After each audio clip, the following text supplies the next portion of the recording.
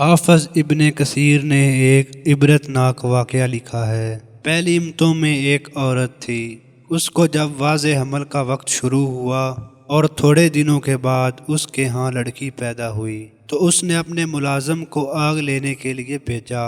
وہ دروازہ سے نکل ہی رہا تھا کہ اچانک ایک آدمی ظاہر ہوا اور اس نے پوچھا کہ اس عورت نے کیا جنا ہے۔ ملازم نے جواب دیا کہ ایک لڑکی ہے۔ تو اس آدمی نے کہا کہ آپ یاد رکھیے، یہ لڑکی 100 مردوں سے زنا کرے گی اور آخر ایک مکڑی سے مرے گی۔ ملازم یہ سن کر واپس ہوا اور فوراً ایک چھری لے کر اس لڑکی کا پیٹ چاک کر دیا اور سوچا کہ اب یہ مر گئی ہے تو بھاگ گیا، مگر پیچھے لڑکی کی ماں نے ٹانکے لگا کر اس کا پیٹ جوڑ دیا، یہاں تک کہ وہ لڑکی جوان ہو گئی اور خوبصورت اتنی تھی کہ اس شہر میں وہ بے مثال تھی۔ اور اس ملازم نے بھاگ کر سمندر کی راہ لی اور کافی عرصہ تک مال و دولت کماتا رہا اور پھر شادی کرنے کے لیے واپس شہر آیا۔ یہاں اس کو ایک بڑھیا ملی تو اس سے ذکر کیا کہ میں ایک ایسی لڑکی سے شادی کرنا چاہتا ہوں جس سے زیادہ خوبصورت اس شہر میں کوئی اور نہ ہو۔ اس عورت نے کہا کہ فلاں لڑکی سے زیادہ کوئی خوبصورت نہیں ہے،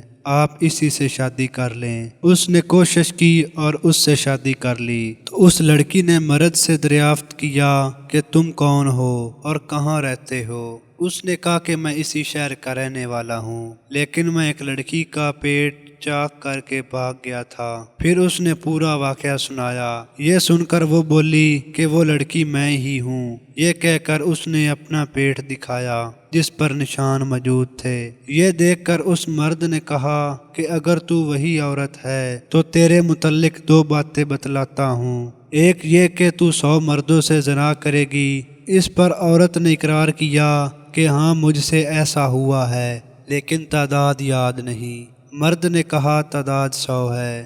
دوسری بات یہ کہ تو مکڑی سے مرے گی۔ مرد نے اس کے لیے ایک عالی شان محل تیار کروایا جس میں مکڑی کے جالے کا نام تک نہ تھا۔ ایک دن اسی میں دونوں لیٹے ہوئے تھے کہ دیوار پر ایک مکڑی نظر آئی۔ عورت بولی کیا مکڑی یہی ہے جس سے تو مجھے ڈراتا ہے؟ مرد نے کہا ہاں۔ اس پر وہ فوراً اٹھی اور کہا کہ اس کو تو میں مار دوں گی۔ یہ کہہ کر اس نے مکڑی کو نیچے گرایا اور پاؤں سے مسل کر ہلاک کر دیا۔ مکڑی تو ہلاک ہو گئی، لیکن اس کی زہر کی چھینٹیں اس کے پاؤں اور ناخنوں پر پڑ گئیں جو اس کی موت کا پیغام بن گئیں۔